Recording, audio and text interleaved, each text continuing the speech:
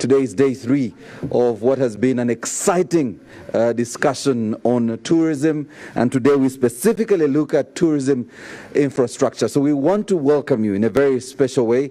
Join the conversation on all our platforms, on both NTV and UBC, and also on the UTB page. Visit Uganda Facebook page and the UNDP Twitter handle. You will find this conversation, and please do share with us what you think during our panel discussion. I want in a very special way to recognize the presence of the resident representative UNDP, my friend Miss Elsie Atafa, and also representation from the European Union, NITA Uganda, UNRA, and the Uganda Bankers Association, who will be part of the discussion this morning. I also wanted to mention, and we will continue to say this, that next year, 2021, will be quite exciting. Well, we are hoping we can get rid of 2020 so quickly, but 2021 will be exciting, and UTB and the entire tourism fraternity, plus, of course, the entertainment fraternity, are looking forward to the Mamas, the MTV Africa Music Awards that will be here on February the 20th, 2021. Going by the buzz on social media, I guess that's the biggest story this country has between now and February next year as we look forward to these exciting awards. Also, please note that Uganda Wildlife Authority, they told us here on Wednesday that they've literally slashed their entry fees into the parks. For 150,000, you can actually go and see the gorillas. There is no more excuse on why you shouldn't go and see the gorillas. I personally will be before that discount is closed. And please note that we are in difficult times. And please do stay safe.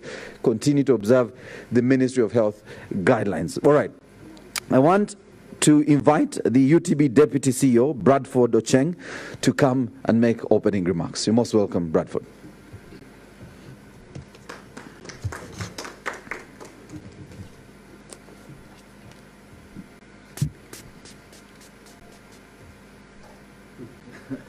The other side. It's okay.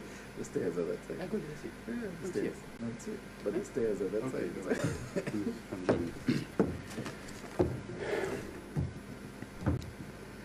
Good morning.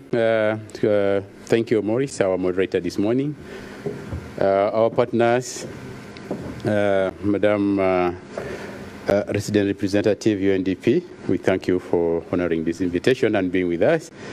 The representative from HEO, we want to associate with your support all the time. Our colleagues from NITA, ED,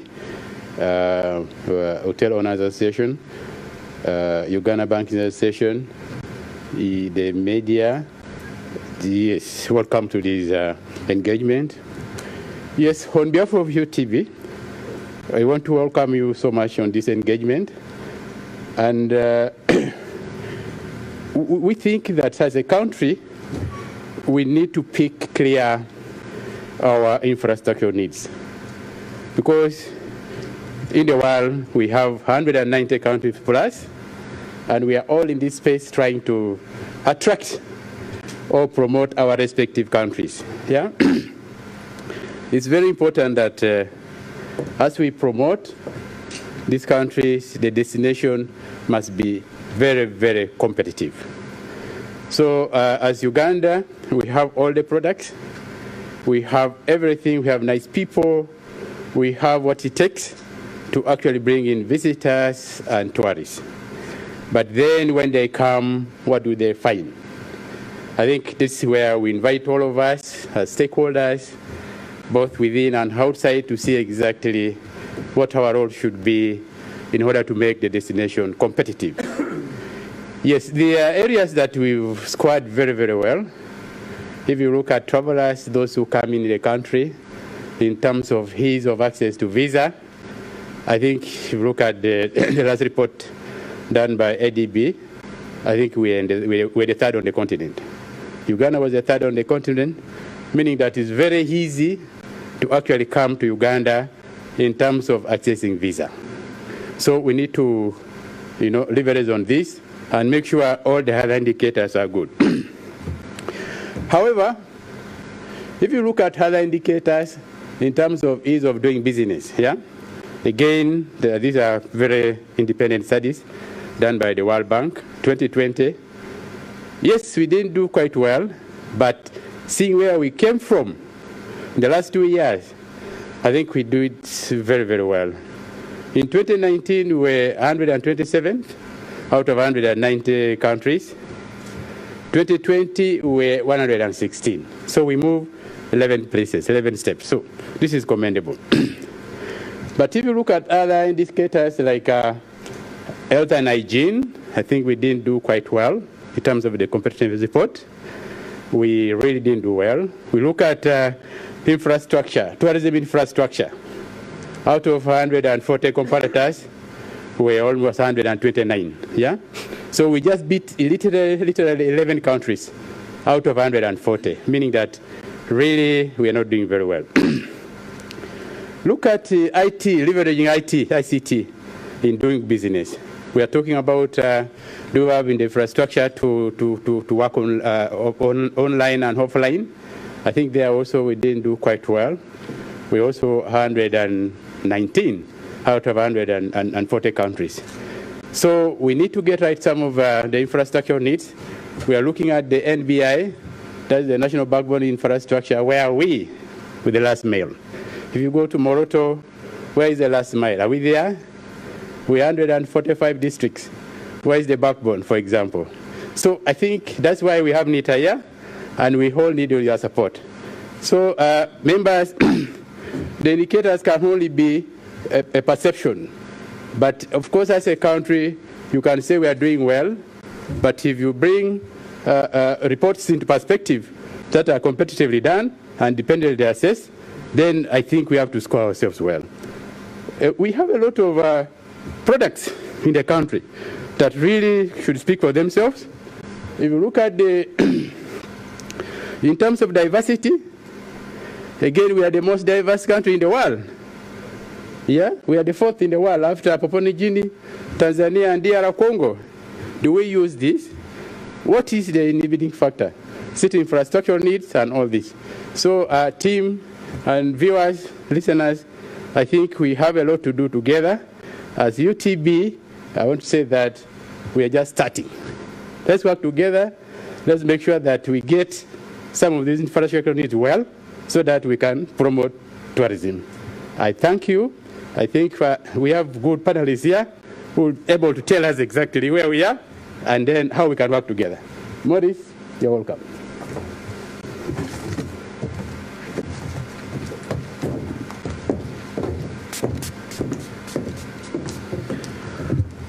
We should put together our hands for Bradford Ocheng, the UTB Deputy CEO. Thank you very much for, first of all, these Tourism Connect series. Those of you just joining us are not aware, this series actually started in April during lockdown. And in a very special way, we want to thank UNDP that has managed to get us off the online platforms only, which is where we were in April and May, and allow us into people's living rooms and offices via television on NTV and UBC. So we want in a very special way to thank UNDP for that partnership to get this conversation out there. It's now my honor to invite the resident representative, UNDP Uganda, Ms. Elsie Atafa, to give us our keynote address on this very interesting conversation, tourism infrastructure. You're most welcome.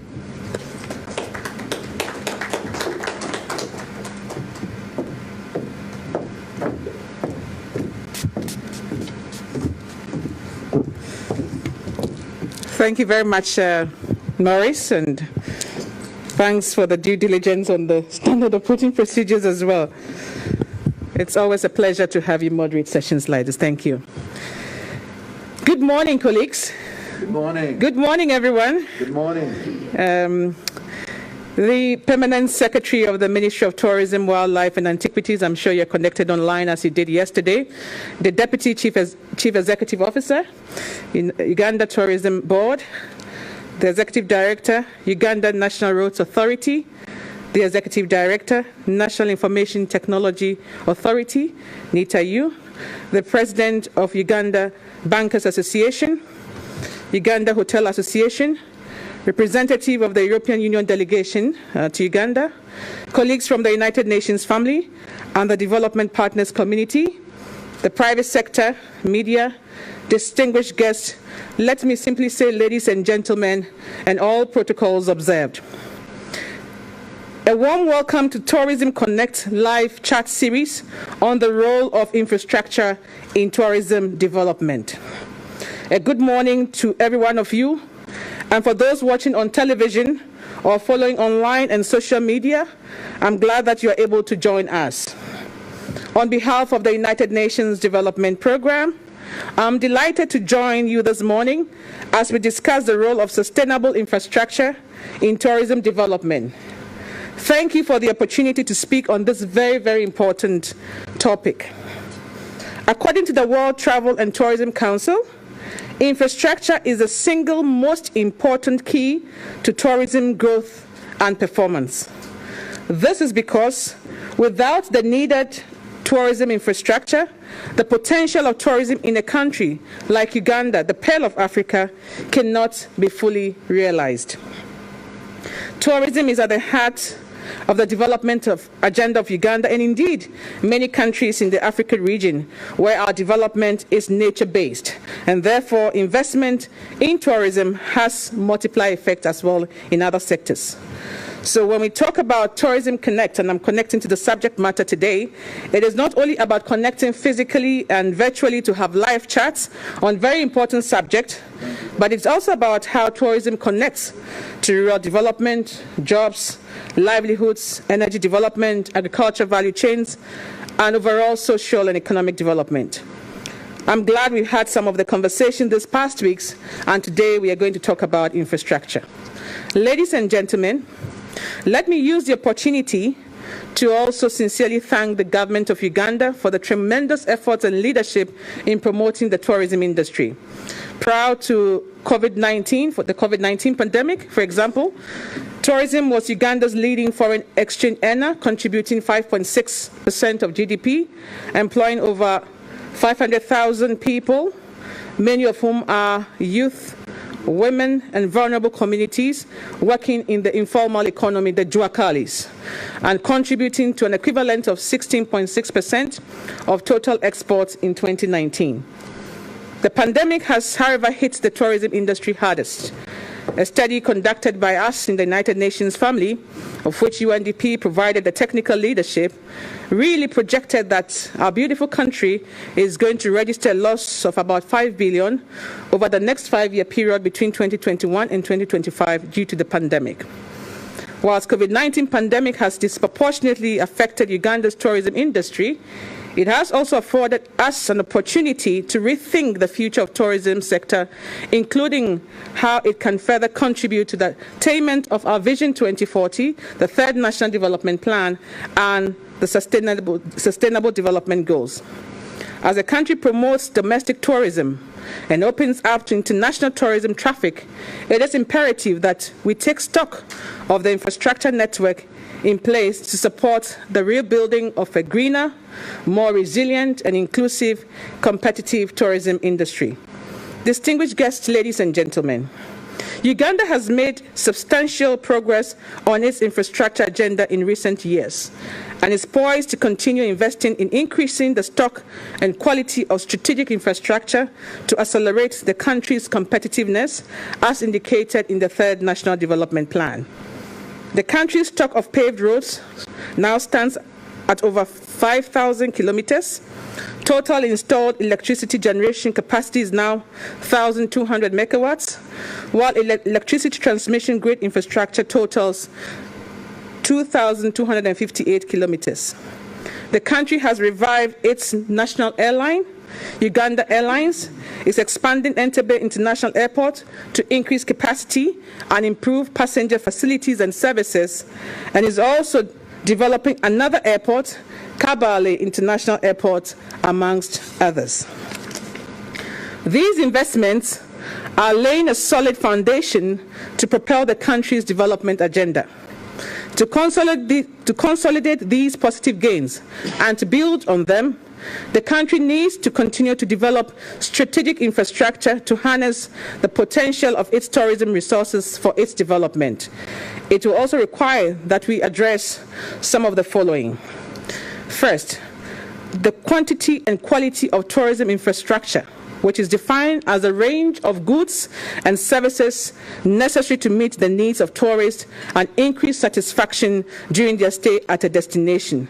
This is especially important in rural areas to help impact on the competitiveness of the country as a tourism destination. And I think a few moments ago, I was talking to the executive director of the Uganda Hotel Association, and we're talking about the need to position the country moving forward.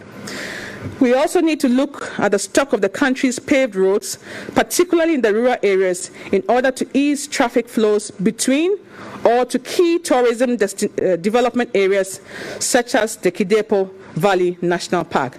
And for those who have traveled many national parks in the region, including the Mara, they say Kidepo is perhaps the finest in the region. This is coupled with the development of alternative means of transport, such as by water, air, and rail, as well as adequate purpose-built rest stops to facilitate the competitiveness of Uganda as a tourism destination. Third, ensuring a comprehensive, well-maintained infrastructure network, including the provision of adequate tap water network, electricity-grade infrastructure, and information and communication technology. And I'm glad our colleagues in NITA, you are here to also talk about the subject. This will really reduce the cost of doing business, especially for upcountry tourism operators.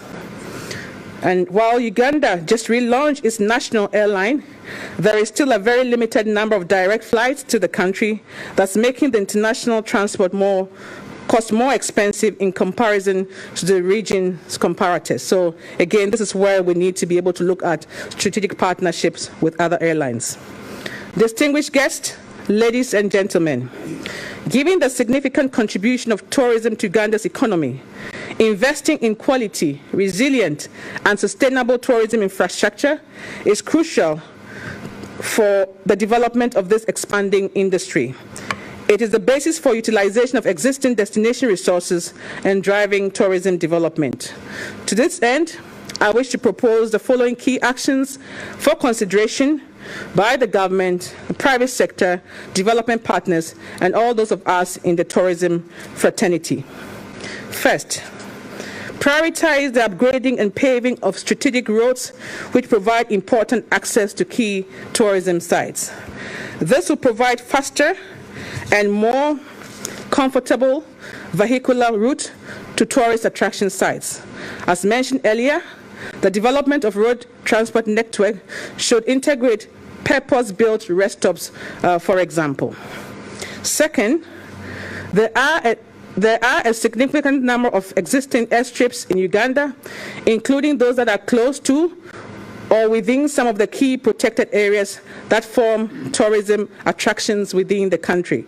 It is therefore important to consider the upgrading of these domestic airfields, such as Kihihi, Kisoro, Pakuba, Kidepo, and Kasese, to facilitate and create a competitive market for the provision of frequent and wider range of domestic air services.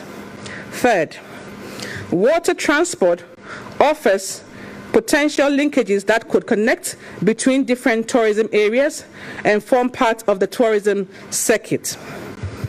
We therefore must improve water-based services within Uganda and to tourism sites through identifying and mapping all navigable water bodies, harnessing the potential for water-based tourism activities and tourist circuits, improving on frequency, quality, and speed of passenger and vehicular ferry services, as well as making water transport attractive for private investment. Fourth, it is important to know that Uganda's railway routing ran close to several national parks, including Murchison Falls, Queen Elizabeth, and Mount Elgon National Parks. This offers an opportunity for the line to form part of a more integrated and multimodal tourist movement network around Uganda. Thus, investments in railroad transport must be stepped up too. Fifth, encourage the use of renewable sources of energy as it is consistent with the natural qualities of the parks. Even if on-grid power is available, the use of renewable energy as part of the power supply strategy for development should be considered where appropriate. So, for example, we're talking, the use of solar, waste-to-energy, biogas digesters, and many of these other energy sources. Finally, digitalization is expected to continue propelling the travel experience on its trajectory towards becoming more seamless, frictionless, and high quality in a way that contributes to the Sustainable Development Goals.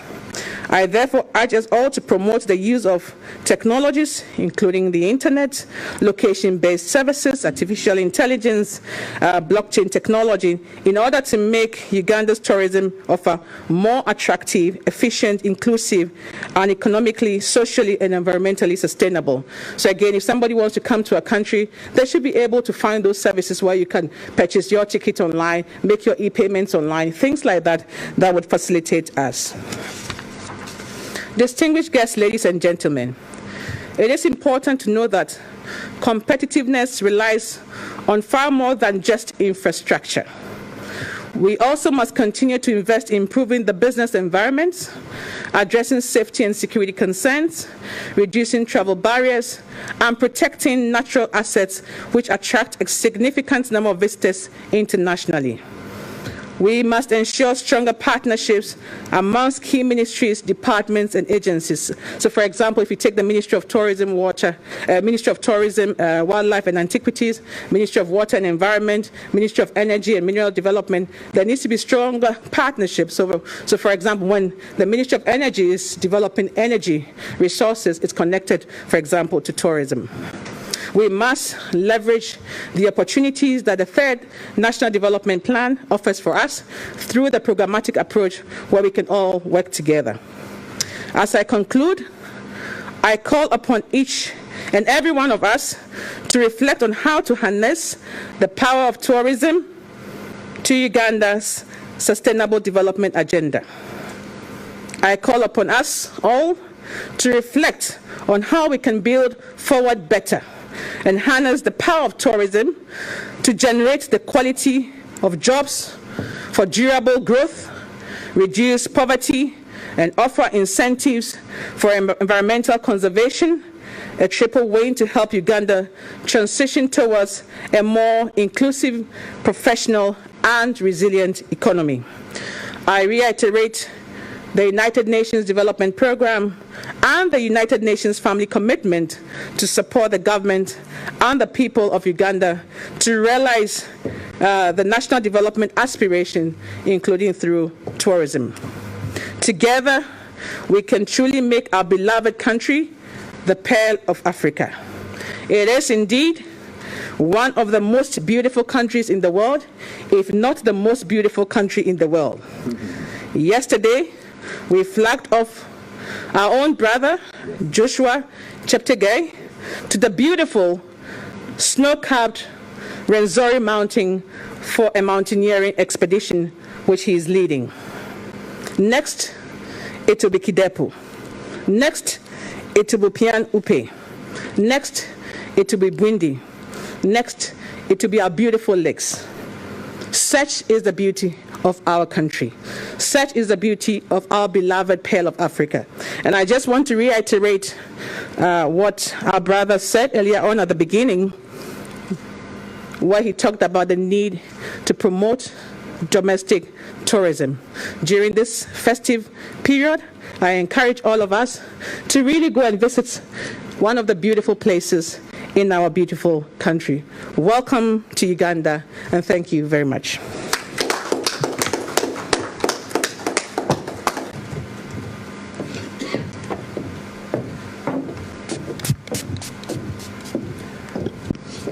Another round of applause, ladies and gentlemen, for Elsie. I have had my own private conversations with Elsie. I have never found anyone who's so passionate about this beautiful country, and yet she's only visited about 1% of it. And if that's what she says after seeing 1% of this beautiful country, not so long ago she had a trip for the World Tourism Day celebrations in Fort Portal, and she says in her drive-by to go to Fort Portal, she saw 3 crater lakes. She says there's nowhere else in the world on a 3 or 4 hour journey you'll see 3 crater lakes, and you don't even have time to go see them, but you can see them on your way by. That is how beautiful this country is, without even getting out of your car. And so I want to thank you, Elsie, first of all, for your dedicated support to the tourism sector and also the love of this country. Thank you. I know the day you leave, you will be our permanent ambassador. Unfortunately, we will not be able to afford you, but we will be happy to continue retweeting your messages and information. I want to quickly move into our panel discussion and invite our panelists. One of our panelists, the Executive Director, Nita Yu, will be leaving us very quickly, so I want to invite all of them. So I'll invite, of course, I've started with the Executive Director, Nita Yu. Hatwib Mugasa, please come, take a seat, feel free, take any of the seats. Also invite Eva Sewa Goodday Jagwe, the Director of Strategy and Innovation, Uganda Bankers Association, please take a seat. Invite my brother, Adolfo Ceres Alonso, Finance and Agribusiness Manager, EU Delegation. And also Engineer Isaac Wani, the Director, Network Planning and Engineering at the Uganda National Roads Authority. As I mentioned, this is about tourism infrastructure. And so even with the introduction, I'm wondering, some of you are wondering, what does the Bankers Association have to do with tourism infrastructure? If you didn't listen to Elsie did do my homework for me, and she mentioned digitization and availability of e-payments, and that's why Eva is here. So the conversation is complete. I want to begin with you, Hatwib, because I want to get as much out of you before you leave. Elsie spoke to the same, and I'll start at the end where she spoke about digitization. A lot of our tourists, when they come here, and because it should be a good thing for us, they want to share what they have seen as quickly as possible with the millions and thousands of people that follow them. And we need to ride on that. And so we were wondering, how much is Nita doing to ensure that we actually have the necessary infrastructure in place to enable those tourists share their conversation as much as possible? Thank you, Maurice. The microphone, please switch it on. Yes. Are we good? Is it on? Is it on there?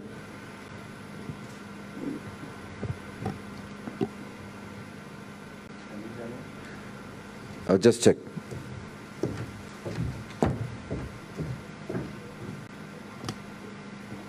Can you hear me now? Thank you, Maurice. You will allow me to take my mask off. I believe the distance is... You're secured there.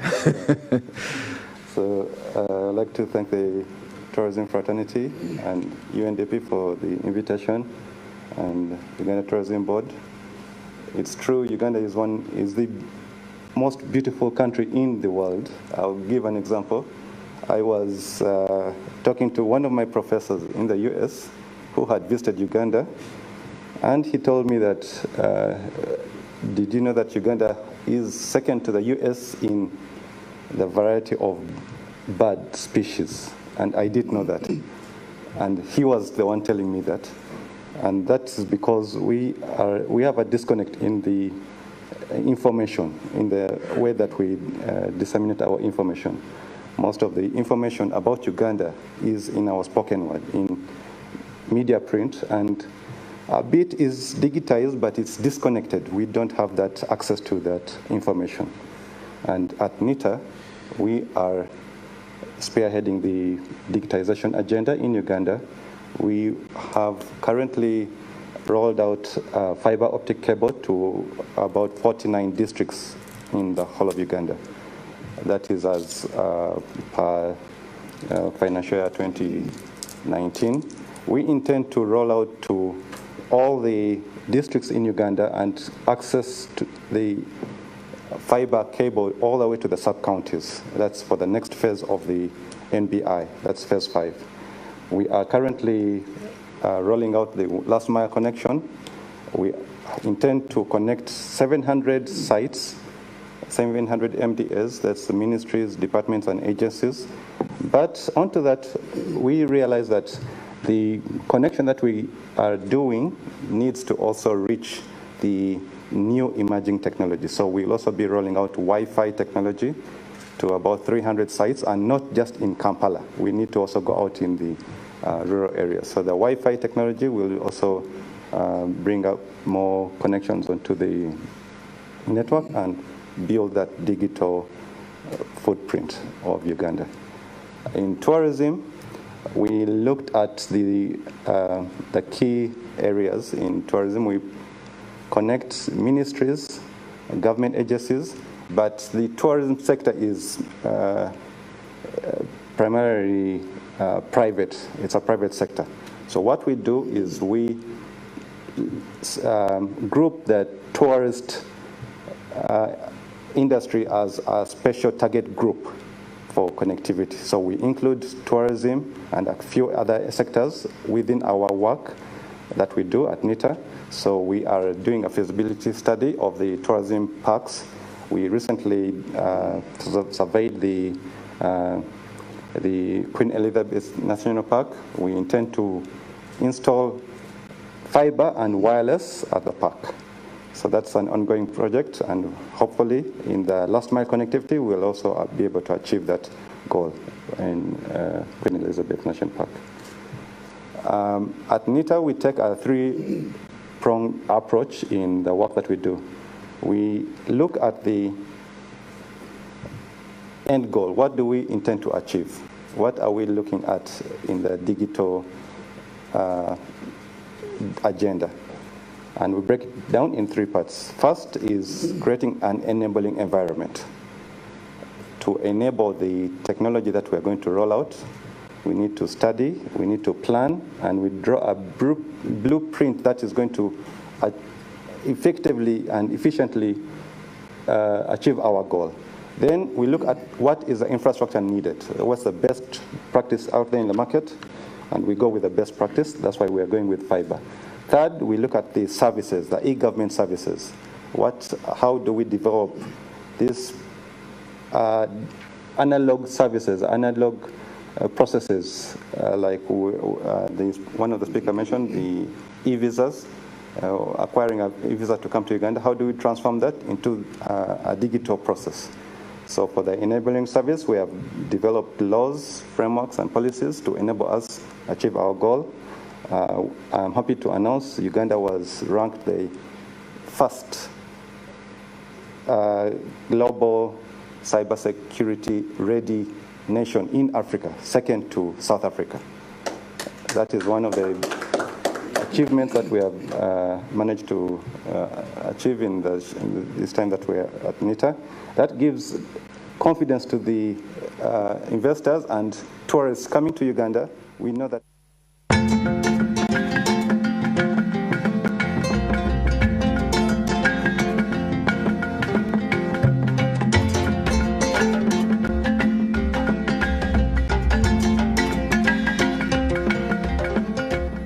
costs of internet in especially this country, in Uganda. Is that something you're seeing? Because right now, the cost of taking fiber into the parks and into the villages and into the communities is high, but do we see a reduction at the end of 5 years and a better experience for the users? Yes, definitely we will see. When we roll out to more sites, the more that we are connecting, the more that users get onto the backbone, we will have a reduction in the cost that will cut down a lot of the maintenance costs will not be that high because it's really I would like to say a well-designed network. So the costs that is going to be the benefits will be much more when the connections are more when they increase. All right. Thank you very much. I'll come back to you. I know you still have some little time here. Let me know when you have to go. Engineer Isaac, let me come to you because listening to Elsie, and she did well in her keynote presentation, speaking about the key road infrastructure, especially to the tourism sites, and how we must prioritize that. Is that something UNRWA is actually looking at? Well, thank you, Maurice, and the viewers. Indeed, UNRWA, as you may all know, is a government agency that is mandated to develop and maintain the national roads in this country. And these national roads basically carry about 85% of the passenger traffic and freight. In that regard, therefore, roads are an integral part of the tourism system. Now, as UNRWA working with our stakeholders, the critical roads, the primary roads that facilitate tourism have been profiled and identified, and we've prioritized those in the NDP3 for upgrading. Now, the main circuit that is left, because most of the roads have been upgraded, but the main circuit that is remaining is the Kidepo-Pale and Pia Umpe. We have commenced construction of the road that will connect to Nakapiripiri, where Pia and Upe is. The one to Kidepo, we are connecting from Kitigum to Kidepo. From Kitigum to Kidepo, works are going to start very soon. We are also preparing to connect to the Buindi side. That means most of the roads that need to be connected have been prioritized and for implementation. So we think that in the next 5 years, most of these critical sites will be connected by all-weather roads, and tourists will be able to reach the destinations. I was having this conversation with you, and I've always asked myself, as a tourist, and maybe Bradford at some point will share with us, as a tourist, my experience is to be part of nature.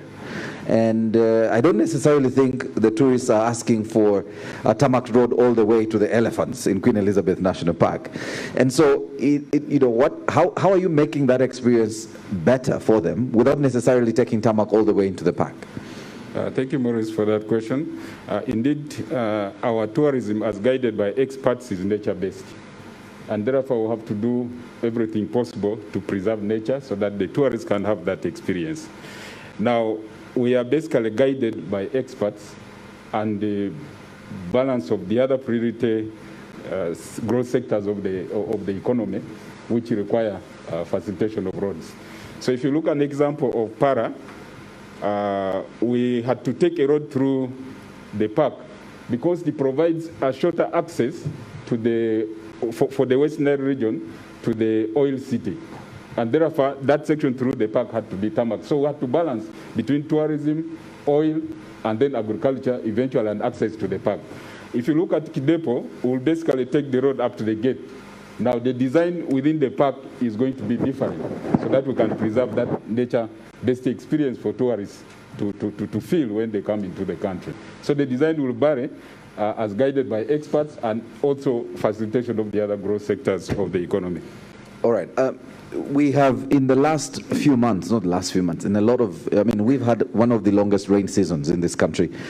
And the experience, especially for those who've gone to Kidepo, has been quite difficult. And many have been wondering, how much are we doing to actually open up these parks? Not necessarily take tarmac there, but open them up so that you make the experience better. Because as a tourist, you want them to do a circuit.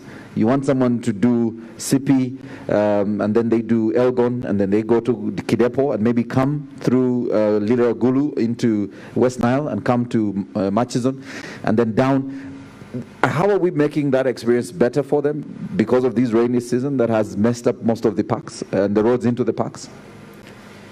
Yeah, indeed, the country has experienced unprecedented rains during this period, and it's expected to continue.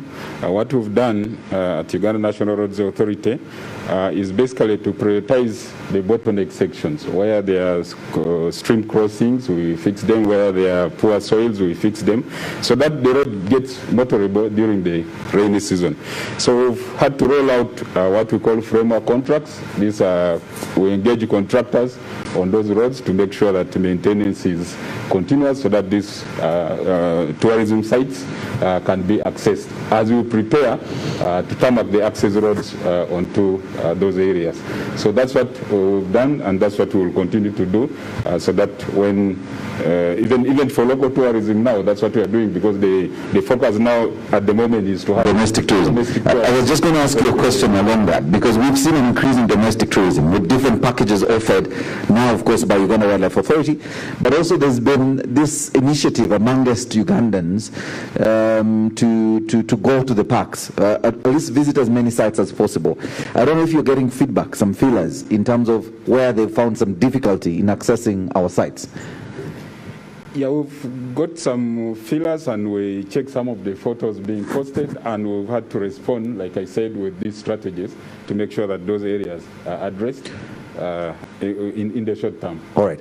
Bradford, maybe later, and again, it's another question that you should be. How much are we sharing with other partners and stakeholders like UNRWA in the potential sites or access to sites that may not be our traditional sites, but new sites that we are seeing relatively good traffic but are not accessible? I don't know, Bradford, if you want to speak to that a little later. I'll come to Adolfo. Adolfo, you are Uganda's biggest partner on infrastructure development, and we see it every day. When I take the road to my village, I only see the EU. With your support, I've seen the work you've done with UNRWA. How much are you looking at supporting Uganda's infrastructure in getting our tourists to these sites, in particular prioritizing those key roads, key tourism roads, to be able to support the sector? Well, good morning. Good morning. Good morning to you, to my fellow panelists, and the people that are looking at us. Yes, I mean, infrastructure is very important for tourism. Moving around is key, and the time that it takes to reach the place is very important especially for tourism that come from abroad, but I would say also domestic tourism. So I would say that the European Union, just from the past, they have been doing a number of roads. I don't know which road you're talking about, but maybe going to Mbarara? Yes. I knew you had to guess that one. There are already also ongoing roads that are being built, the bypass, others in different parts of the country. UNRWA is one of our main partners in development, so that is ongoing work, but it's also working in addition to what the government is already doing. I mean, you see the number of roads that have been built in the last years, and especially when we have been moving around to Queen Elizabeth, to Fort Portal, you see what is going on. I mean, you see a lot of new roads, and of course that helps tourism. So that is very important. But in addition to building of roads, and when we talk about tourism infrastructure, finance also play a very important role on that. And let me maybe share what has happened in the last months, because I'm actually happy to be here today. There have been a lot of things happening in the last months, and this year, as we know, all of us, I mean, has been a very special year. COVID-19 has affected the tourism sector in I would say, ways that we couldn't even imagine, because who could imagine in February that the airport was going to be closed from March to October? That is actually the months that more people were going to come to Uganda to visit from abroad. And of course, that had effect on cancellations. People were not coming. Incomes are not happening. So both hotels and tour operators, they lost a lot of income, but at the same time, they had to lay off a lot of people. So people as well, they lost jobs. So the combination of reduction, or I would say actually cancellation of number of visitors, the fact that incomes are not coming in companies, the fact that people are losing jobs, it put us in a very difficult situation. So from the month of May, there have been a number of meetings going on between government of Uganda, different agencies, Ministry of Finance, UTB, Ministry of Tourism, but also associations of hotel association, tour operators, trying to see what can we do about the situation, because companies and hotels and tour operators are the backbone of tourism. And eventually also Uganda Wildlife Authority has been affected very badly because people don't go to the national parks, so they don't pay money to visit the national park, so there is no income for Uganda Wildlife Authority. So when you put everything together, the situation has been quite challenging. And from the month of May, we try to find solutions.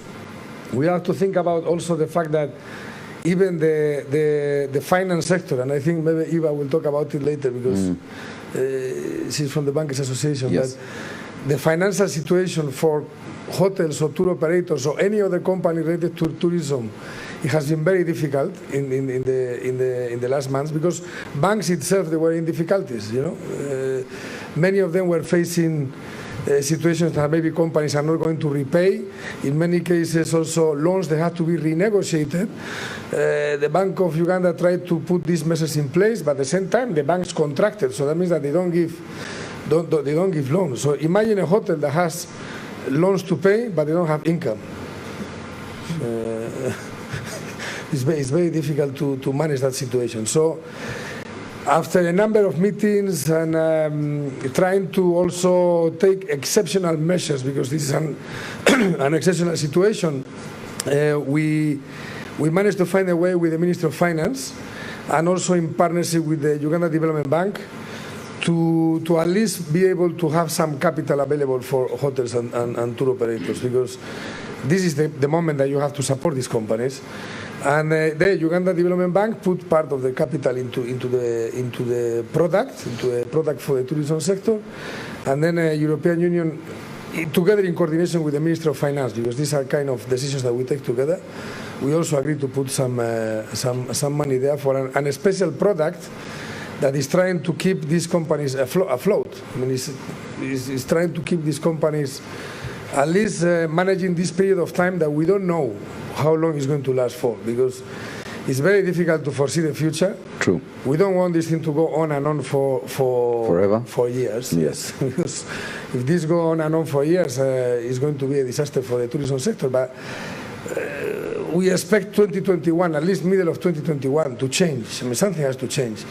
But from this year to mid of next year and eventually end of the next year, I mean, these companies, they need to have some kind of income. So we came out together with Uganda Development Bank on this kind of product that is trying to support companies to at least be able to pay for salaries, to be able to pay for light, for electricity, for utilities, for running the company, and at the same time be able to sustain some jobs, because a lot of people lost jobs.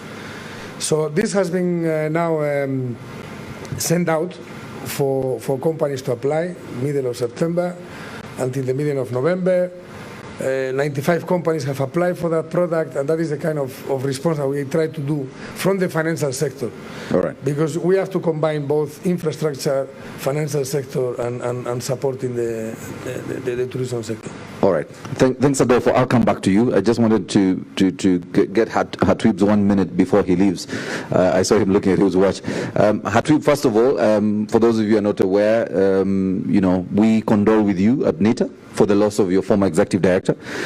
Quite a difficult time at NITA, but also amidst this crisis we're in, a lot of you at home and those of us here know at least one or two people who have passed away due to the virus. And so we condole with you and our heartfelt condolences. Okay, your 30 seconds, in case you want to share with us anything else NITA is doing to actually improve on the experience of our tourists and develop the tourism infrastructure on the digitization end.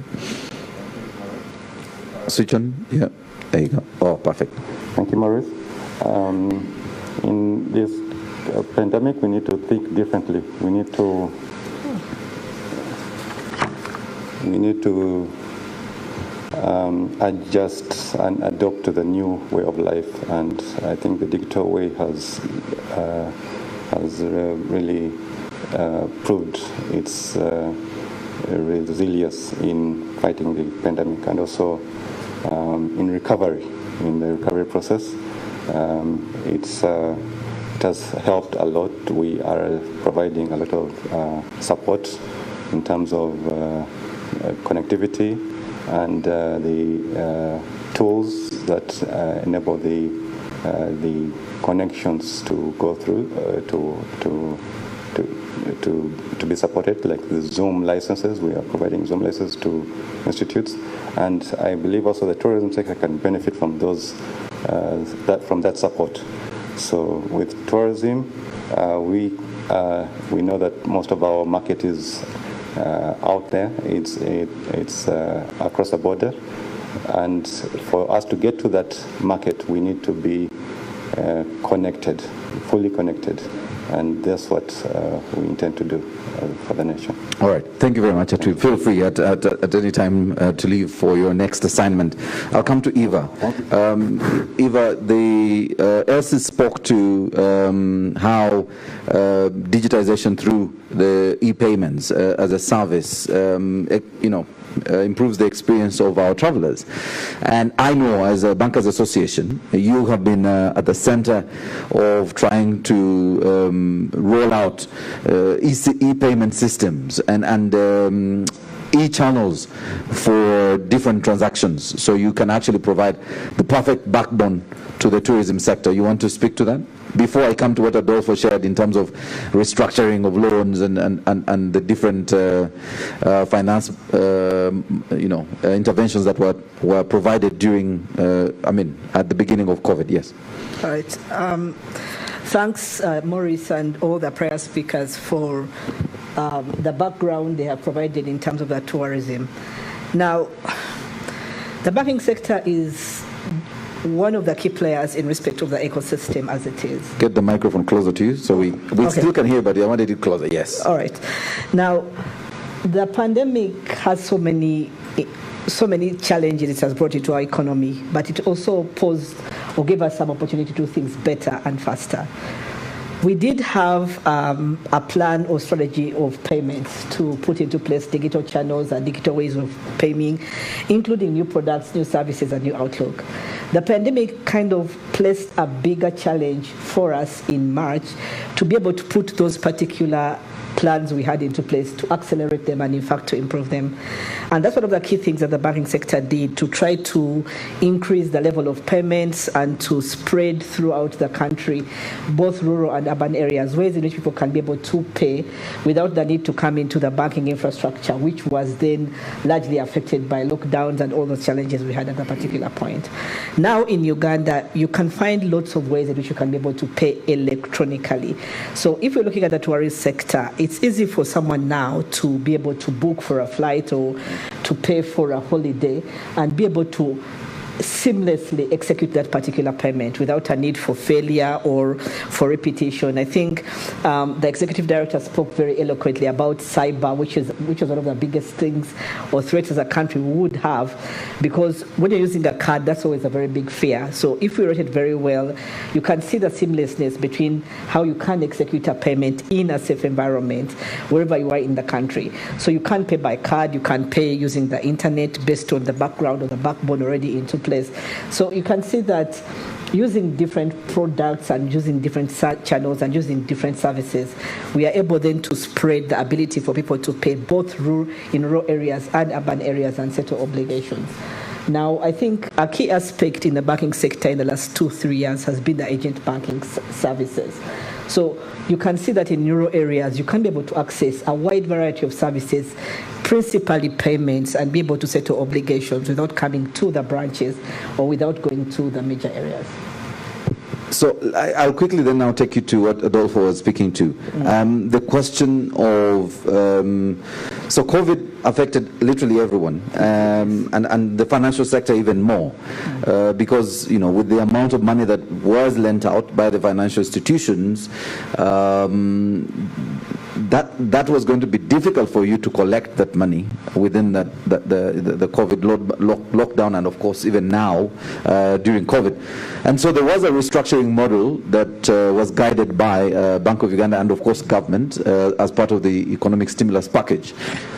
You want to speak to that, because most of the people that had actually borrowed money from these financial institutions were in the hospitality industry, and most of it was actually development financing. They were actually upgrading or setting up different tourism sites or lodges or hotels and other hospitality infrastructure.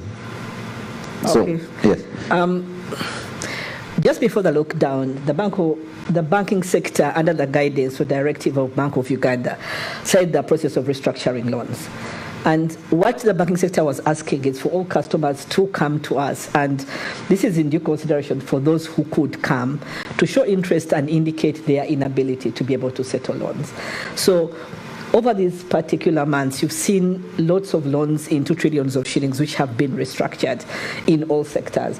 Because unfortunately, this is a pandemic which touched and affected all sectors. But there are some which have been impacted more than the others. Taking an example of the tourist sector and the education sector, those ones really ground to a typical halt. Some of them slowed down but are recovering, and you can see the potential for them to be able to settle their obligations later in the year or early 2021. Now, looking at tourism or education, that's going to be a much bigger ask for them in terms of settling their obligations, even when the moratorium ends in March. Now, there's a need for the banking sector, with the support of the regulator, to be able to relook at the uniqueness that exists in the particular sector. Now, tourism is a sector which has more potential into the medium term than it has the actual result now. I'm skeptical that you can't find a hotel or even a game park that can be able to realize its obligations in March next year or June, based on the fact that the industry is going to have a very, very big lagging effect. And looking at what Elsie said, 5 billion loss in 5 years is going to trickle down through the whole sector, as well as all the businesses that support them. Now, looking at the tour or travel or even the education institutes that support the sector, the food suppliers, agriculture, local transport. So there's so many of them who are going to be affected, because tourism is the bedrock of their business. So there's a need to do 2 things: to relook at the uniqueness of the various players in the ecosystem, and to be able to look at longer term financing to support the ones who are affected longer term. And what's strange here or unique is the support has got to be based more on potential into the medium term than the potential that's going to be realized within a month, 2 or 3. So the banking sector has got to look at things in a unique way and be able to fracture out the uniqueness to be able to deliver solutions which are appropriate into the medium term, based more on potential of what will happen, both based on the past but also the potential in Uganda. I think the first piece, I think Bradford spoke a lot about improvements or changes which are going to happen to make the industry really take the place it should be able to take. So the outlook has got to be into the potential of the industry, the potential of the businesses, but also the recovery period, which is going to be lagged more so in this sector than the others, which are starting to come up already. All right, and Jean, I'll probably come to you at some point, because you're the Uganda Hotel Owners Association is literally struggling to repay some of its debt during this period because of the impact of COVID. But I wanted to also share some numbers, and Eva was saying this, and I know Adolfo spoke to this. According to the Bank of Uganda, debit and credit card payments grew by, it's unbelievable, 349% in the last 12 months of up to June 2020. Now, the total value of card transactions was 3.2 trillion shillings for financial year 1920, from only 724 billion the previous financial year 1819. So, Eva, speaking to what exactly COVID has done, and this is just 6 months of COVID, this captures only 6 months, we probably will see much more, of course lesser transactions because of COVID, but much more transactions on our debit and credit cards. We are literally going and COVID has taught us that. Are we as a financial institution ready for that kind of what do you call it, interest by the general public in going card? We have decided we don't want to touch the cash anymore. I think I can say yes, and it's a very exciting transition at this particular point. When you look at digitization of technology, it has been running a lot faster than a lot of countries in the developing world. We find now that we really are also starting to accelerate. It's very exciting when you have people transacting and completing all transactions away from particular institutions. It's much more convenient, it's much safer in the environment in which we are. But also it gives people different opportunities than the need to always transact in one particular mode. Now, lots of people were locked into a particular way. I'll go to the ATM or the bank, get cash and transact. That's not the case anymore. And by their changing their behavior consistently, it's going to help us in terms of how we manage as well as the cost of operations. It's a lot more expensive, but also a lot less seamless when you transact person to person. I need to get out of my house. But now it's a lot more, it's easier. But other than the card, you'll find apps, you'll find that we're using apps for USSD phones. So you don't need a smart app. You'll find that you can be able to do mobile money. Internet. You can be able to transfer into mobile money. You can be able to do payments and get access to. So that's easing the way we do things. So it's speaking to... And mobile banking.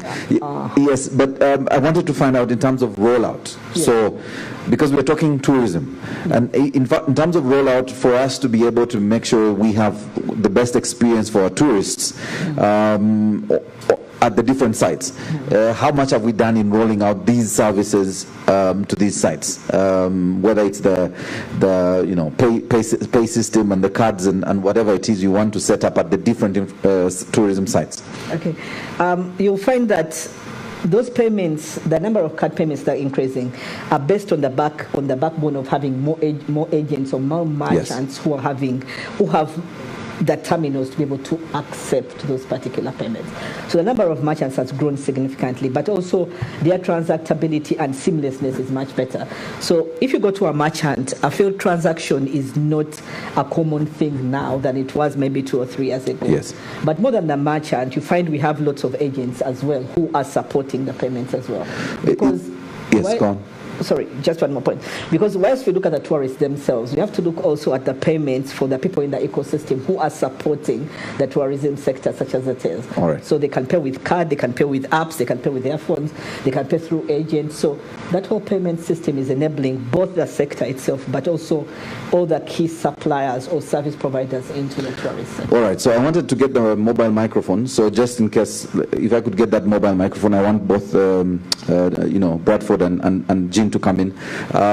So if you could give Bradford the microphone. Bradford, I really want you to speak to the initial issues we were speaking to, that harmonization of your sites with the infrastructure development partners like UNRWA, and of course the other stakeholders in the industry, and much more. So please feel free to answer most of the issues I had raised with you. Microphone to Bradford, and then I'll ask Jean to speak to financing, and also feel free to talk to infrastructure, especially with the road network into the parks. Please come in front here. We are sanitizing the microphone, Bradford, so we are taking the SOPs seriously. Here, there you go. Thank you. It's on. It's okay. You can hear. Yeah. Thank you, Maurice, and really I want to thank the panelists as well, and also specifically UNRWA. Really, I want to say this, that I think we are a lot better now going forward with NDP 3.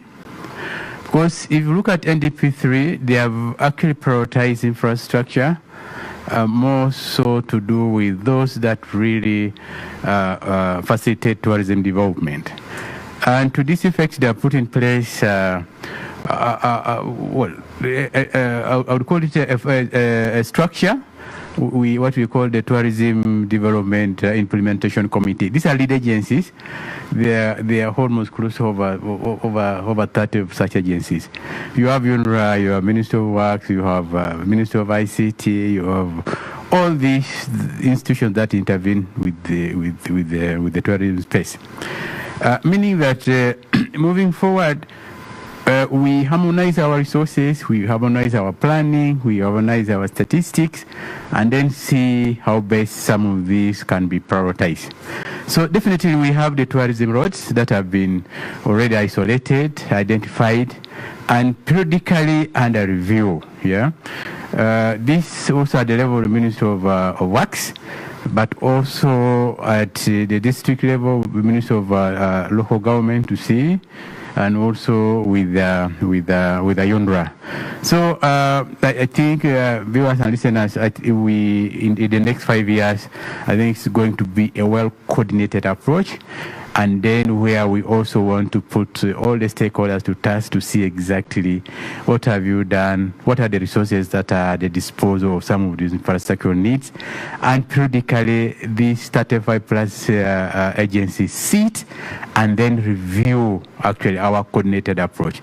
So I think as UTB, as tourism, we are really happy that unlike in the past where it's like doing a favor to the sector, I think we are now seeing this as really a commitment on the parts of all these agencies to see. It may not now be then UTB or Minister of Tourism to talk about the roads.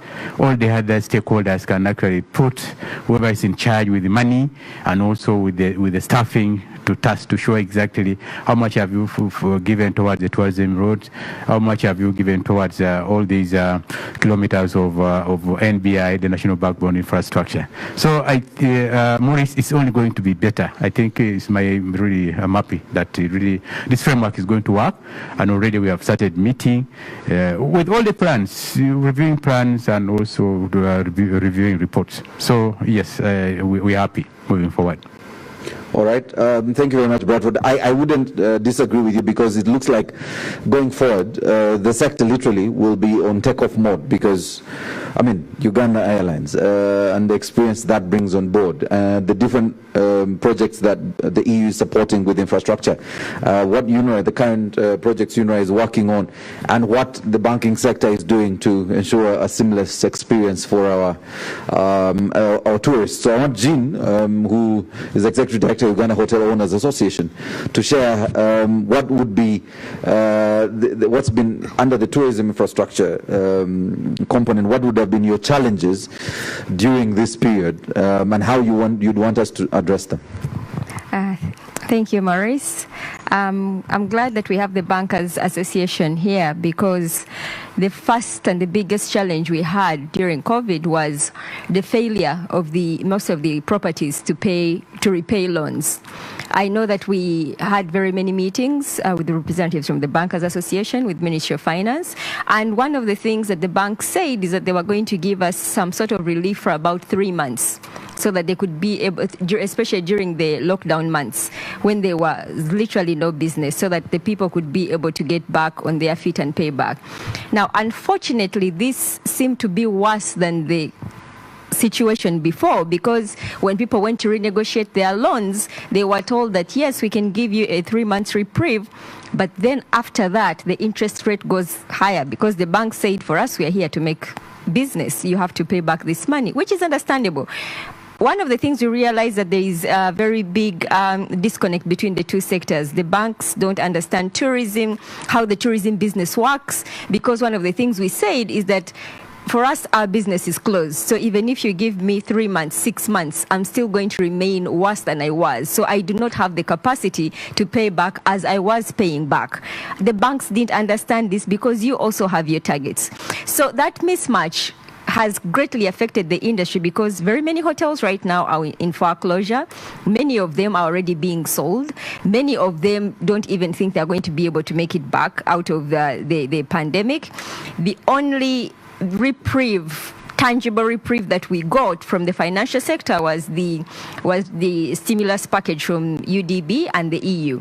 So my question to you is is it still possible to come to the table, especially with the tourism industry, to see how we can be able to restructure the loans in a fair way that takes into consideration the nature of our business? We have got peak months, we've got off-peak months, and now with COVID-19, it has basically been an off-peak season. If I can give you an example, for a hotel to break even, it must operate at a minimum of 40%. During lockdown, I think even Serena was at 0%. Right now, hotels are operating at less than 10% in the entire country, meaning that the majority of the hotels, if not 99% of the hotels, do not have the ability to be able to meet their loan obligations. And the restructuring process do not take into consideration the nature of the hotel business, the nature of the tourism business. So my first question to you is there a way that this can be looked into? Is there still room for us to come to the negotiation table and negotiate and see how we can be able to help these businesses? Because for a hotel to close, for a hotel to be sold, it still does not help the bank, because you will still not be able to get the business that you are getting from that. In regards to the tourism roads, with UNRWA, first of all, we are very grateful. I know I have had an opportunity to travel more now during domestic tourism since the closure of the airport, and we have seen that the roads up country are really good. But there's need for us to pay special attention to the tourism roads. In Buindi, we see this every single day on social media, on TV. We are seeing it now during the campaigns, how the roads, especially in those key tourism areas, have either been neglected or have not been given priority. I know this was one of the top 5 things that we actually discussed at the Presidential Investors Roundtable, and we haven't yet gotten a lot of traction in that regard. Tourism roads, the roads in Buindi, it is something that is very important for us to look at, especially now that the tourism industry is going to be on its needs for the next 5 years. We're going to lose about $5 billion over the next 5 years. So we are looking at domestic tourism, and domestic tourism starts with us, and we really need UNRWA to take special consideration of the tourism roads. Thank you. All right. As I said, I expected Jean, who is a user of your services and is in the sector, to bring out that. But I wanted, before I come to both of you, I wanted to begin with Adolfo. Adolfo, Elsie spoke to something that tickled me, and I know you do some work on renewable energy and financing the different solar projects around the country, and also, developing, or at least supporting, the new development of new ways of using other sources of energy, especially renewable energy. You want to speak to that and why it's very critical that we support that in the tourism sector? As an enabler for the sector, yes. Maurice, do you mind I remove the... Yes, please, feel free. Yeah. You are safe.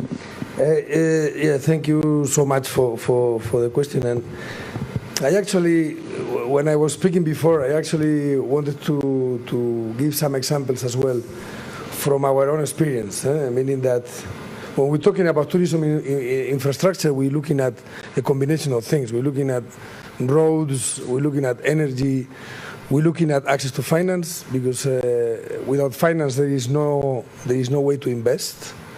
And it's not only about having good roads. I mean, you have to have a road to take you somewhere. I mean, to take you to a nice hotel or to take you to a nice place. So you need to combine both roads, energy. If you don't have a hotel that has good access to energy, then what is the purpose of having that? But I wanted to share with you, and this is more looking at the future, because we are talking about the situation now, but this situation is not going to last forever. It's impossible. I mean, we have to start thinking about what is going to happen in the next years. Some data is talking about 5 years to recover from where Uganda was, because Uganda was already growing. I mean, sometimes I hear that 2020 was going to be a bumper harvest for tourism. It was going to be the best year. But now it's not going to be the best year. It's not going to be a year that it brings back to the tourism industry many years behind. So maybe we'll recover in 5 years. So we need to start thinking about that. And you see, in my own country, in Spain, in the 80s, we were a country that we didn't have so many tourism. We didn't have tourists coming from abroad. We joined the European Union in 1986. Yeah, the same year that the president became president in Uganda. But so we became the part of the European Union in 1986. And being part of the European Union, that got us to have some support from what you can call here in Uganda development partners. We got support from the union, but we got support from the union in many different ways. We got money to have roads. We got support to improve the financial sector so that different private sector can invest in hotels and tourism. Government got money as well to improve the cultural sites. We got money for airports. I mean, Elsie spoke about airports. There are some plans also in Uganda to have different airports around the world. And we also got money to improve the access to energy. So when you put all those things together, that is what is maybe called hardware. But you also combine with software. You also combine with skills training for people. You improve their skills on hospitality. You improve their skills on how to treat customers. And that started in Spain in 1986, actually. I mean, around those years, in the 80s. Now, 34 years later, then we can say that Spain is the second country in the world with more visitors. Well, at least it was before COVID-19. But we changed. I mean, our economy changed. Tourism became 12% of GDP. Millions of people got jobs, you know. So we got to that point, thanks also to the support of who already had that knowledge or who had already the resources to do that. And I see something similar could happen in Uganda. I mean, it has happened already. You see the evolution of number of tourism from the 90s and the beginning of 2000s. It has grown. In the last years, there have been improvements in roads, there have been improvements in investments. People have taken their own risks to build lodges around the country everywhere. And you can also combine nature, adventure with culture, because you have a lot of culture. You have a lot of different kingdoms that combine with the nature, it can happen. So looking at the future, I mean, I think that we have to look at it in a positive way, because this is going to come back for sure. And the combination of international tourism that is interested in coming to Uganda because you have the products, and the combination also with domestic tourism, people start getting now more and more interested in going around and visiting upcountry.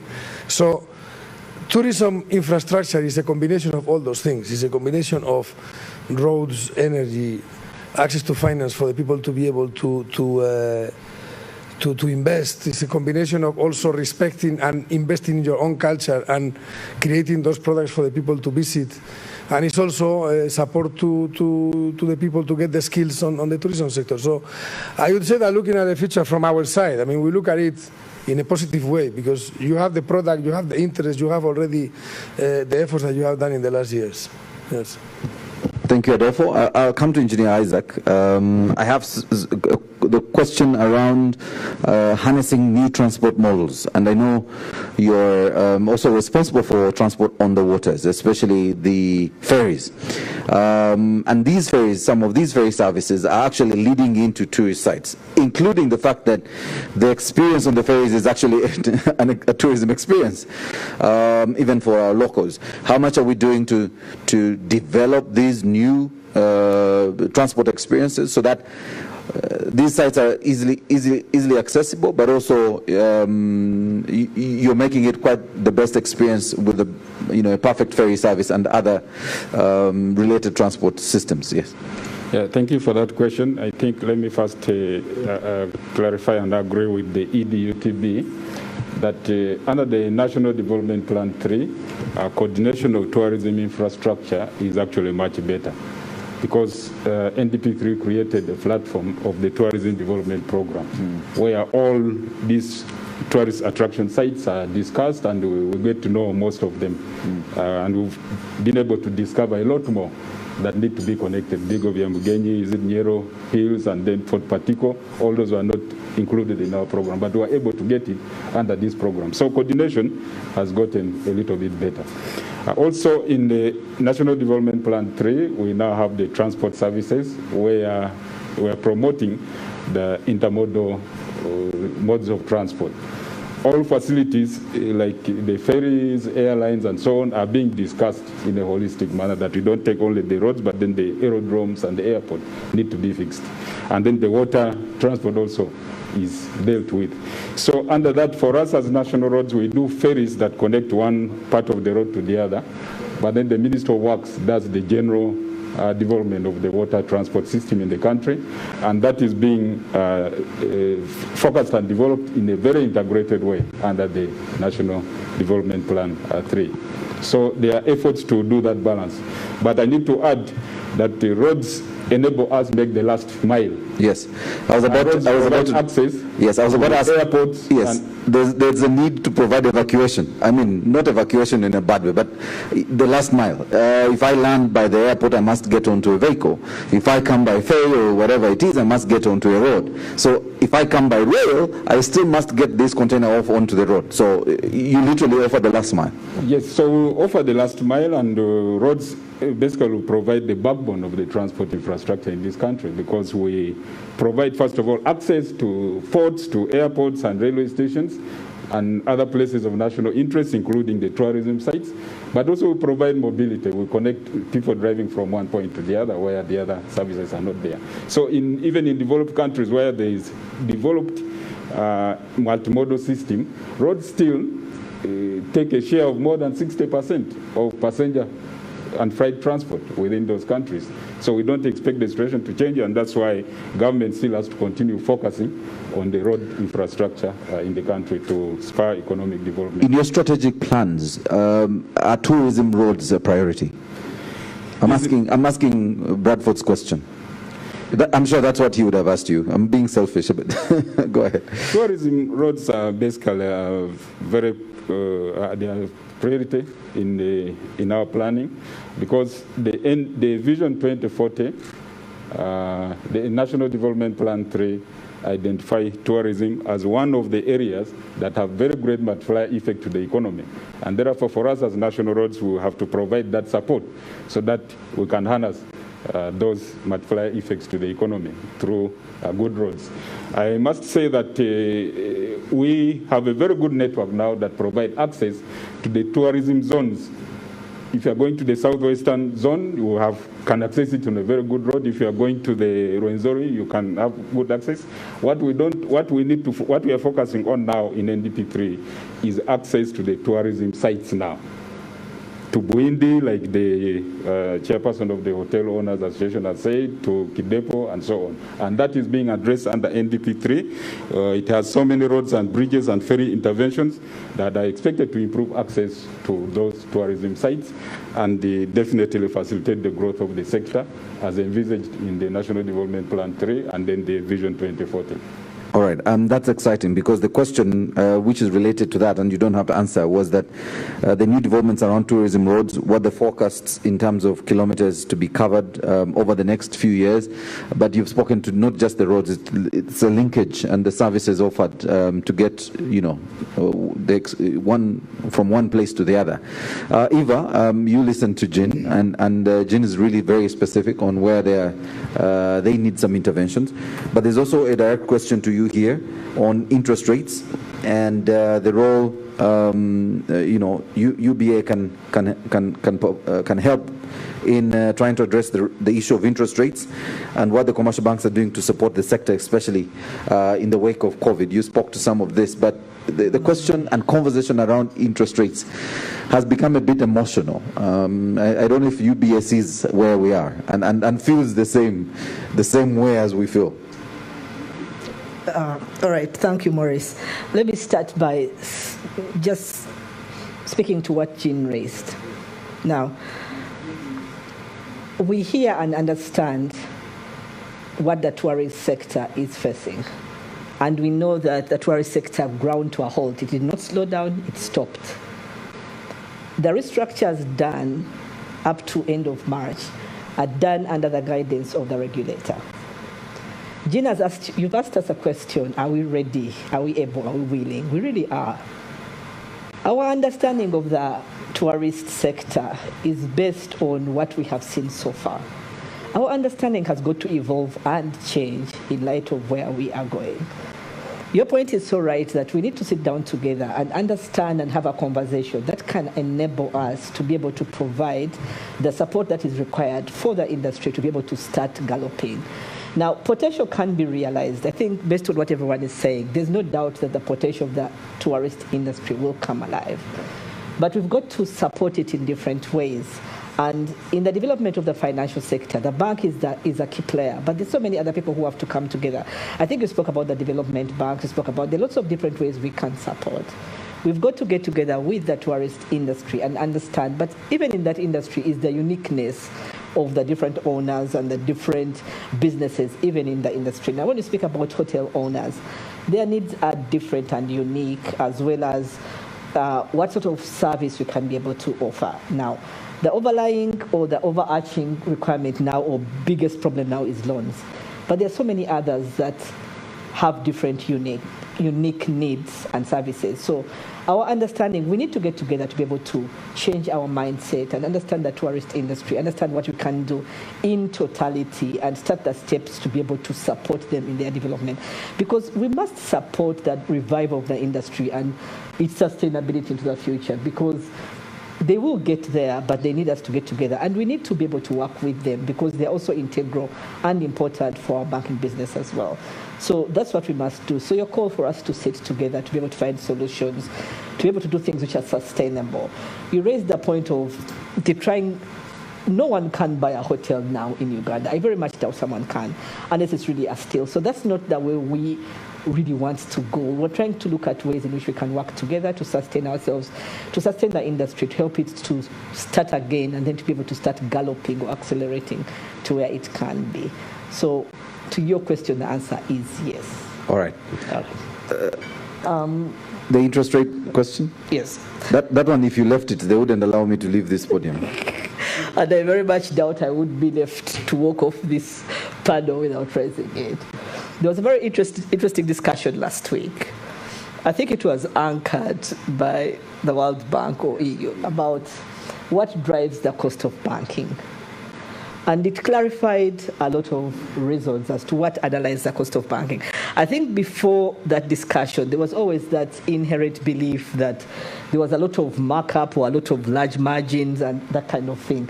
And then it spoke to, I think, in terms of clarity, is what drives the interest rates and what is the challenge for us as a banking industry to try to manage in order to be able to manage the interest rates down. So there are lots of things that were discussed, and there are lots of markers or reasons why. It's an important question, which is one of the focus areas for the banking industry, to be able to do certain things systematically and make certain changes to be able to consistently bring the interest rates down. Because when we're taking a drop down, I think early in the year, mid-year, there was a call by Bank of Uganda for all banks to be able to drop the interest rates. There was a response in terms of dropping. The commercial banks did drop their interest rates, as well as the Tier 2 and Tier 3. It wasn't measurable to the CBR. That is where our biggest challenge was, that the CBR had actually drastically dropped, but the interest rates were just not coming down as fast. There's a uniqueness of banking industry, of the supervised financial institutions, and what underlies their operating model. So whilst some were accelerating down, some were not able to drop their interest rates significantly or at a faster rate. Now, that's what we're looking at. What can we do that can be systematically applied by the industry, that while someone can drop at 100 basis points, someone else can drop at 75, but at least to be able to consistently go down.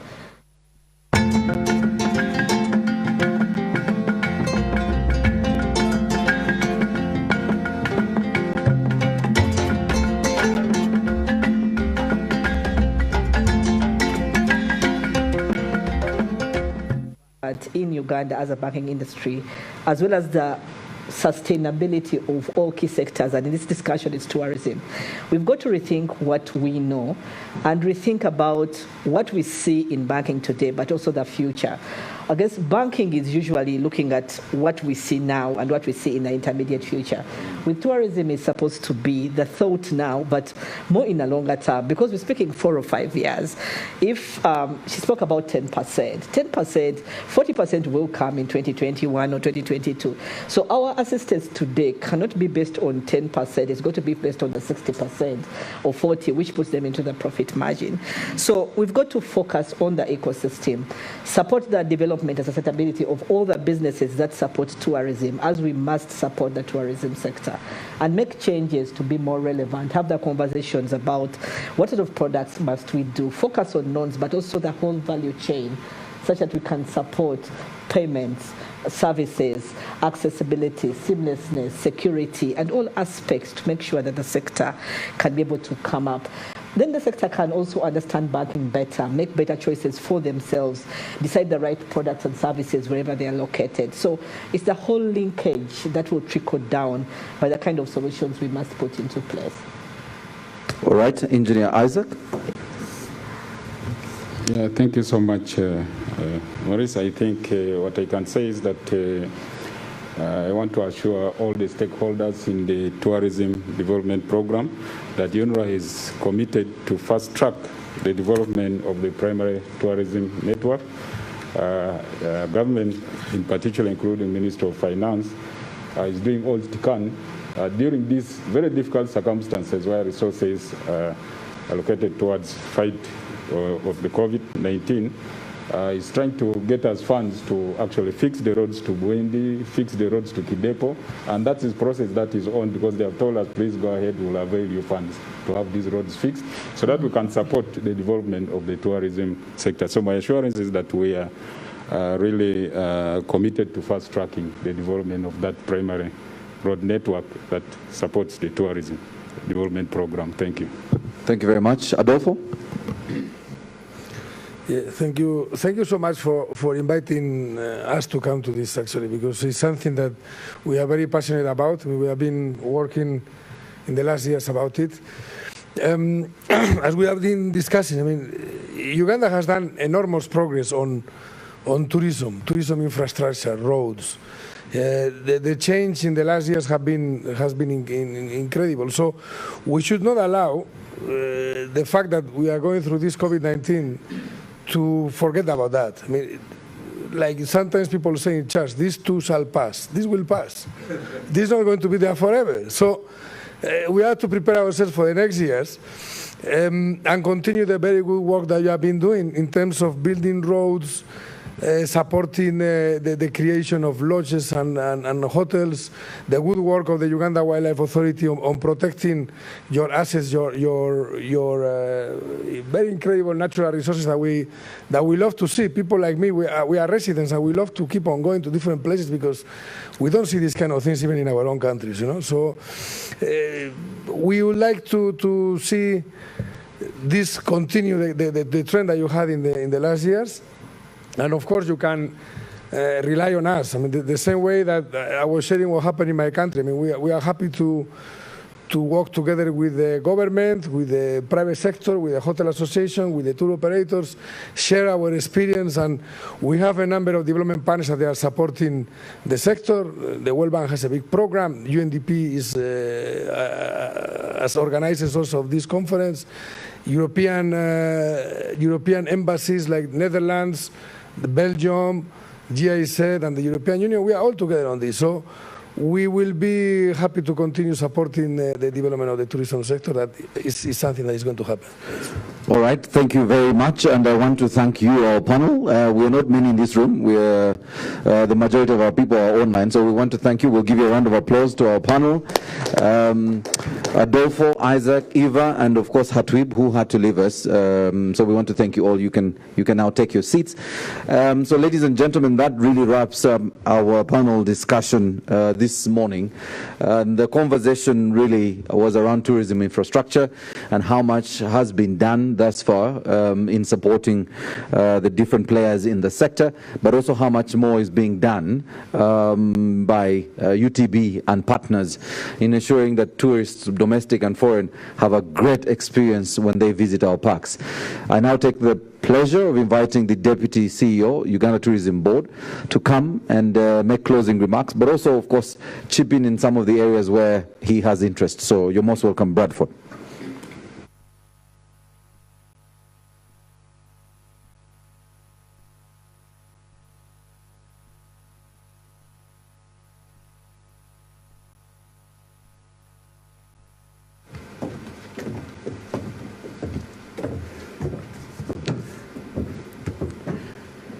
Yes, Maurice, again, as a friend of tourism, moderator, really I can't thank you more.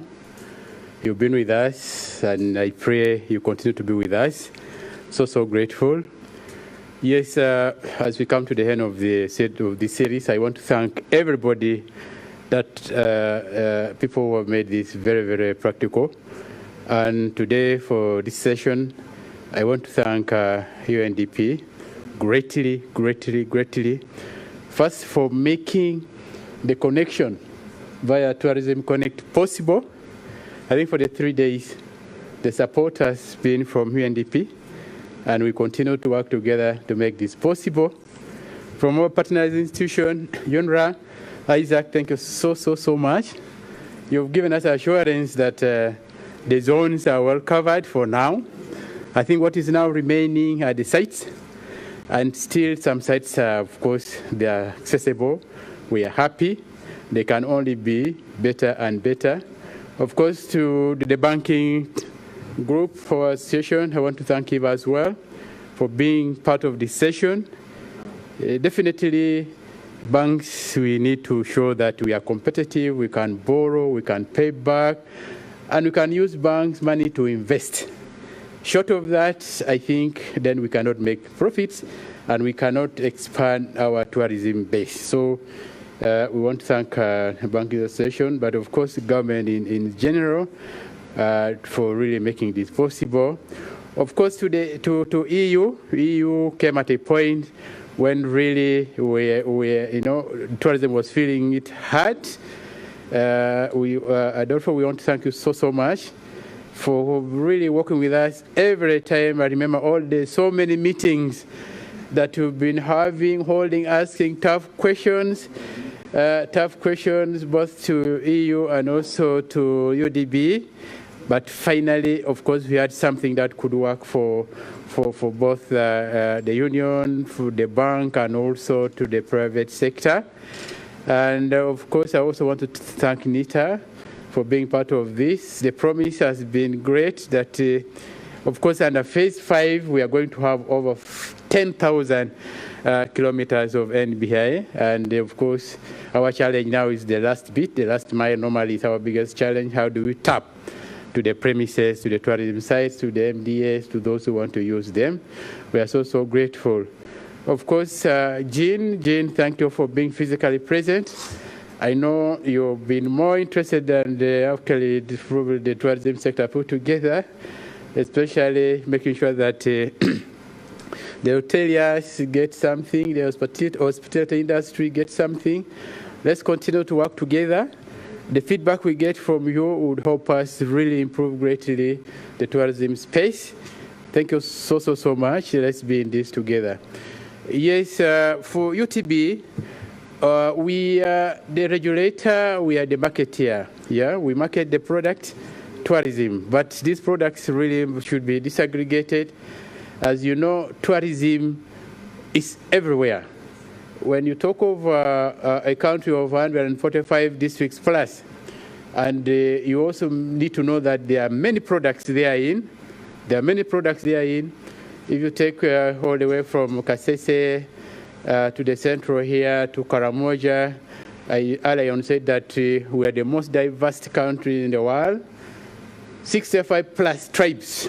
Yeah, you can't get that on the continent of Africa. But we live in harmony, meaning that we also present a lot of opportunities, a lot of products that we can actually market. Now, the intervening factor now is the infrastructure. How do I access some of these products? I think that's how we come in as UTB. We come in as UTB to ensure that these products are marketed, and in marketing, making sure that the products are actually competitive. So the infrastructure plays a very leading role in ensuring that we access this. So as UTB, we may not have direct role in the physical development of the infrastructure, like putting money to develop sites, because we don't own some of these sites or any of these sites. But for us to market a product, that product must be ready. Yeah, that product belongs somewhere, and it takes a lot of interveners. As I mentioned earlier on, within the NDP3 approach and methodology, we have over 35 agencies, they call them lead agencies, that work together to see how the tourism sector can be developed. So as UTB, we are there really to advocate, to bring out some of the challenges that we get within the tourism sector, so that the products they are in can actually be marketed. We don't put money directly into roads, we don't put money directly into a product for development, but we make sure that these sites are safe, these sites are secure, these sites are attractive, these sites have standards, so that when you get in and get out, you are happy, and you eventually become actually an advocate of the Pearl of Africa. So we, as a board, definitely we have a big role to make sure that if there are stakeholders who need to have these sites or this marketing happen, then we work with them closely. And that's why we are part of the Tourism Connect. We brought this to make sure that you bring all your issues, bring all your views, and then you put this into context and see exactly how best this can be solved or whatever. Of course, it requires money. Requires a lot of money, but of course this money we need to justify. You need to see that there's return on this money, and this can only be possible when you demonstrate that yes, we are earning enough, that in the long run should actually pay back some of this investment that we put in. So viewers, members and partners, I want to say that as UTB we are grateful. Let's work together. Let's look forward to seeing that the Pearl of Africa is inviting, the Pearl of Africa is competitive, the Pearl of Africa is marketable. I think that's the message that we want to bring to you now. It's just starting now. It's not that maybe after 5 years this can be solved. After 5 years, there are many things. Of course, with the emerging issues that come, we continue to improve and improve and improve. So once again, I'm very happy, and I pray that we continue to move together. And let's look forward to travel as we go towards the festive season. Yes, I know safety is paramount, health safety is paramount, but I'm very confident that the tourism sites are very secure. SOPs are in place, so please go and visit the Pearl of Africa. From UTB, we wish you a Merry Christmas and a Happy New Year when times come. Thank you. Thank you so much. Maurice. Thank you, sir.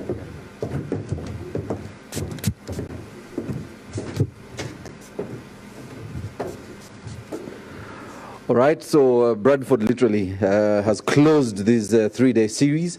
It's been quite exciting, the conversation that started with sustainable tourism development and is ending with tourism infrastructure.